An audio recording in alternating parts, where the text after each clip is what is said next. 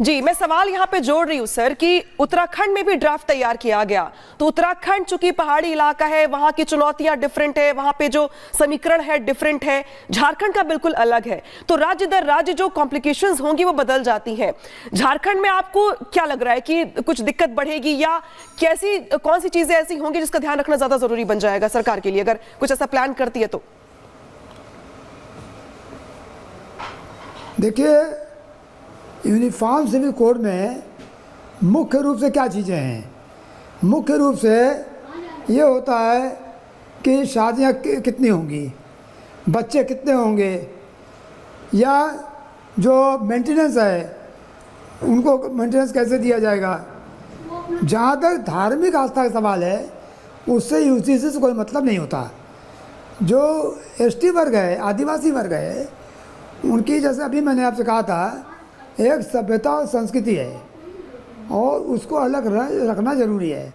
या पहाड़ों पर जो हिल डिस्ट्रिक्ट हैं, उत्तराखंड में हो, हिमाचल में हो, या और भी बहुत जगह हैं, दार्जिलिंग है या लद्दाख है, जहाँ की अपनी एक स्पेशल सभ्यता और संस्कृति चली आ रही है।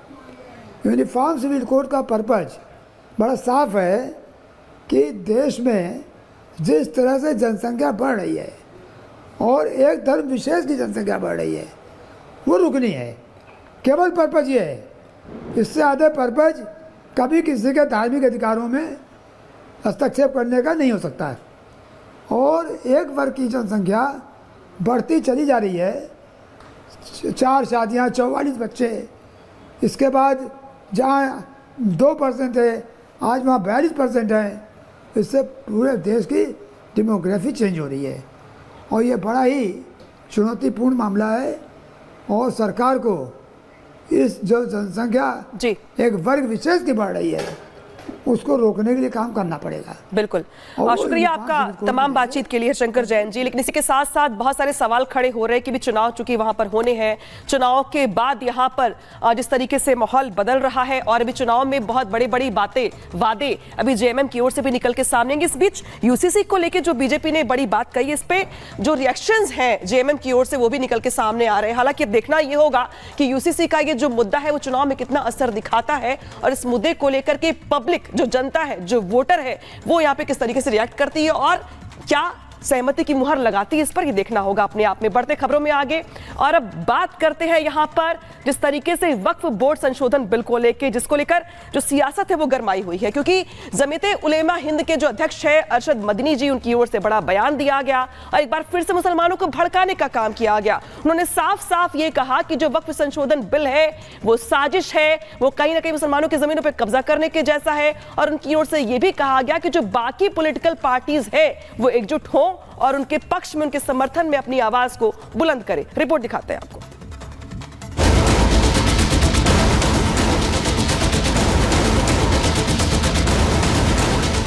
वक्फ बिल का विरोध एक हो रही मुस्लिम फोर्स, मौलाना का पावर शो, वक्फ के नाम पर प्रयोग शुरू, एंटी मोदी प्रोग्राम मौलाना को सौंपा का, जमीयत का समर्थन फुल, ऐसे में 99 तक पहुंचे राहुल। जमीयत उलमाए हिंद के अध्यक्ष मौलाना अरशद मदनी वक्फ संशोधन बिल को लेकर बड़ी बात कह चुके हैं। कहता है अगर किसी वक्फ जमीन या मस्जिद या किसी भी चीज के कागजात वक्फ के नहीं आए उसको वक्फ नहीं माना जाएगा। कौन 500 साल पुराने कागजात ला करके पेश कर देगा? कानून ये था कि जो मस्जिद बनी है, जो वक्फ पर बनती है वो वक्फ है। आपको क्या दर्द है? क्या आप उस वक्फ को खत्म करते हैं? इसका मतलब है मुसलमानों की जमीन को हड़प करना चाहते हो। वक्फ बिल के विरोध में सम्मेलन तो अगले महीने होगा, लेकिन मौलाना अरशद मदनी ने वक्फ संशोधन बिल के नाम पर मुसलमानों को भड़काने का काम अभी से शुरू कर दिया है। मौलाना अरशद मदनी कह रहे हैं कि जान दे देंगे लेकिन वक्फ बिल में संशोधन कतई मंजूर नहीं करेंगे। इस तस्वीर को आप पेश कर रहे हैं, यह तस्वीर सेकुलर दस्तूर की तस्वीर नहीं है। हमारा आज का ये कन्वेंशन सेकुलर दस्तूर की हिफाजत के लिए है। कहाँ है जी? क्या कर रहे हो? इस मुल्क को, मुल्क में रहने वालों के लिए जहन्नम बना रहे हो। जमीयत उलमा इसको कबूल नहीं करती। हम तो कह रहे हैं इस बात को, किसी की जबान उठती हो या न उठती हो, लेकिन हम कहते हैं कि जो हो रहा है वो मुल्क को आग लगाने के लिए, दस्तूर को आग लगाने के लिए हो रहा है। जमीयत उलमा इसे कबूल नहीं करेगी। वहीं all India Muslim personal law board के अध्यक्ष मौलाना सैफुल्लाह रहमानी ने वक्फ बोर्ड संशोधन को एक खतरनाक साजिश बता दिया है। मौलाना अरशद मदनी चाहते हैं कि वक्फ संशोधन बिल के खिलाफ मुसलमान जो लड़ाई छेड़ने वाले हैं उसमें मोदी सरकार के मंत्री और सहयोगी दल भी शामिल हो जाएं। मौलाना अरशद मदनी ने तो बिहार के मुख्यमंत्री नीतीश कुमार, केंद्रीय मंत्री चिराग पासवान और आंध्र प्रदेश के मुख्यमंत्री चंद्रबाबू नायडू से भी अपील की कि वो वक्फ संशोधन बिल के खिलाफ जमीयत उलेमाए हिंद का साथ दें। ये तो वही बात हुई कि आग लगी नहीं, धुआं उठने लगा। ये बात मौलाना अरशद मदनी और वक्फ संशोधन बिल का विरोध करने वालों पर एकदम फिट बैठती है, क्योंकि वक्फ संशोधन बिल अभी आया नहीं, जेपीसी ने अपनी रिपोर्ट सौंपी नहीं, लेकिन मौलाना अभी से हाय तौबा मचाने में जुट गए हैं। वक्फ बिल मुसलमानों की जमीन छीन लेगा, जबकि सरकार लगातार ये कह रही है कि वक्फ बिल मुसलमानों के खिलाफ कतई नहीं है। Bureau report, Republic Bharat. अब आपको दो तस्वीरें दिखाते हैं जिसमें मारपीट की तस्वीर को देख के आप भी हैरान रह जाएंगे। कहीं पर कुछ ऐसा हुआ जहां पे लोग बर्थडे के मौके पे खाना खाने गए थे, मार खा के वापस लौटे, तो कहीं पर छुहारे के नाम पर लोग दूसरे की जान के दुश्मन बन गए और जम के मारपीट हुई, तोड़फोड़ भी हुई। रिपोर्ट दिखाते हैं आपको।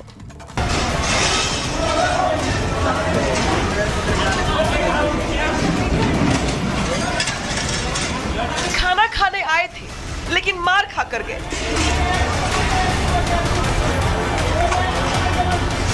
दो गुटों के बीच मारपीट।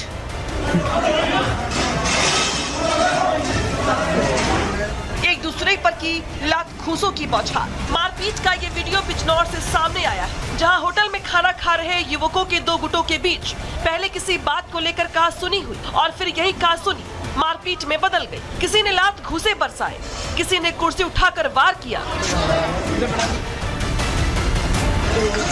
तो किसी ने सीधे जमीन पर लेटा लेटा कर पीटा। आए थे बर्थडे मनाने, लेकिन सभी मार खा कर गए। इस दौरान मौके पर लोगों की भारी भीड़ जमा हो गई और अफरा तफरी का माहौल बन गया। बताया जा रहा है कि एक युवक का जन्मदिन था और वो अपने दोस्तों के साथ होटल पर गया था। वहां पर पहले से ही कुछ युवक खाना खा रहे थे, तभी लड़कों के इन गुटों में किसी बात को लेकर कहासुनी हो गई और फिर क्या था, जमकर मारपीट होने लगी। हालांकि पुलिस ने वीडियो का संज्ञान लेकर कार्रवाई तेज कर दी है।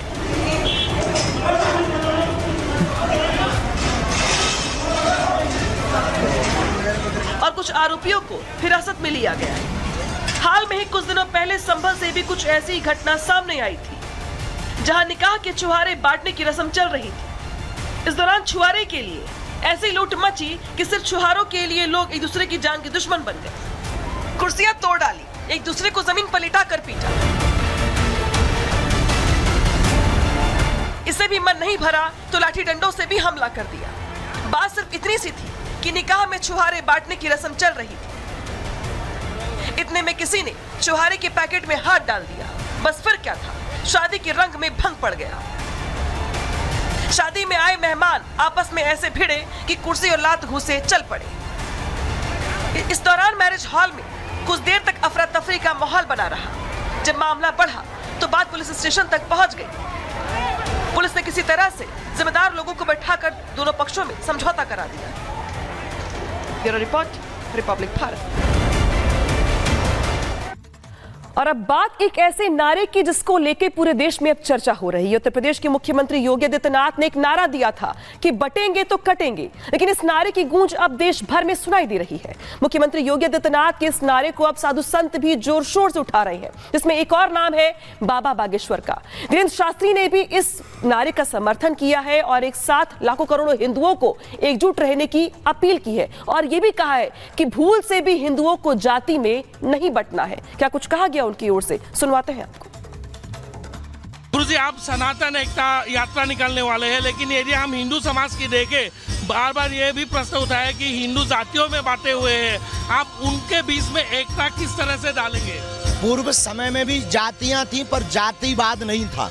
वर्तमान समय में राजनीतिक रोटियां सेकने के लिए कुछ पश्चिमी देशों के लोगों ने प्रायोजित तरीके से, कुछ मजहब के लोगों ने षड्यंत्र